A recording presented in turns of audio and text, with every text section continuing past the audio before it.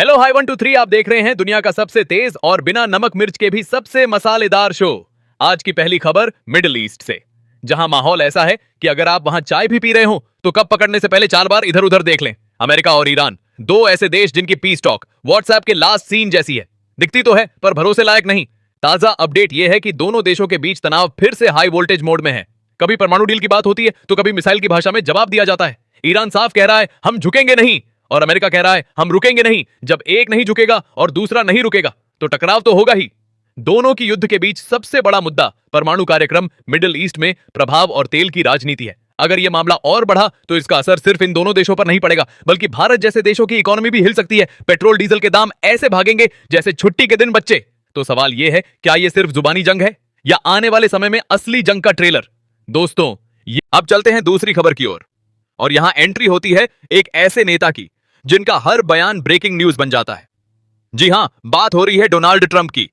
Trump साहब ने हाल ही में जर्मनी को लेकर ऐसा बयान दिया कि नाटो देशों के कान खड़े हो गए। उन्होंने साफ कहा, हम क्यों अपने सैनिकों को दूसरे देशों में रखें, अमेरिका पहले। मतलब सीधा सीधा अपने सैनिक वापस बुलाओ, अपना खर्च खुद उठाओ और अमेरिका को बेबी सिटर समझना बंद करो। अब जर्मनी क्या सोच रहा होगा, भाई अभी तक तो तुम हमारे सिक्योरिटी गार्ड थे, अब अचानक छुट्टी पर क्यों जा रहे हो?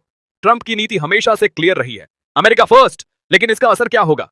यूरोप की सुरक्षा व्यवस्था हिल सकती है, रूस जैसे देश इसका फायदा उठा सकते हैं और नाटो की यूनिटी पर सवाल उठ सकता है। सोचिए, अगर अमेरिका अपने सैनिक हटा लेता है तो दुनिया का पावर बैलेंस पूरी तरह बदल सकता है। यह सिर्फ एक बयान नहीं है, यह एक संकेत है कि आने वाले समय में ग्लोबल पॉलिटिक्स का खेल पूरी तरह बदल सकता है। तो दोस्तों, यह देखना दिलचस्प होगा, क्या ट्रंप सिर्फ बोल रहे हैं? और अब तीसरी खबर जो सीधी पाकिस्तान से आ रही है, और यकीन मानिए यह किसी फिल्म की कहानी से कम नहीं।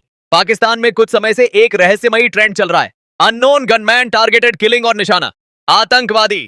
जी हां, आपने सही सुना। जो लोग कभी दूसरों के लिए खतरा थे अब खुद किसी अनजान खतरे का शिकार बन रहे हैं। कौन है ये गनमैन? कोई एजेंसी, कोई अंदरूनी गुट या कोई सीक्रेट ऑपरेशन? इसका जवाब अभी तक किसी के पास नहीं है, लेकिन एक बात साफ है, पाकिस्तान की जमीन पर अब वही खेल हो रहा है जो वो सालों से दूसरों के खिलाफ खेलता आया है। कुछ लोग कह रहे हैं ये कर्म का रिजल्ट है, तो कुछ कह रहे हैं ये पावर स्ट्रगल है।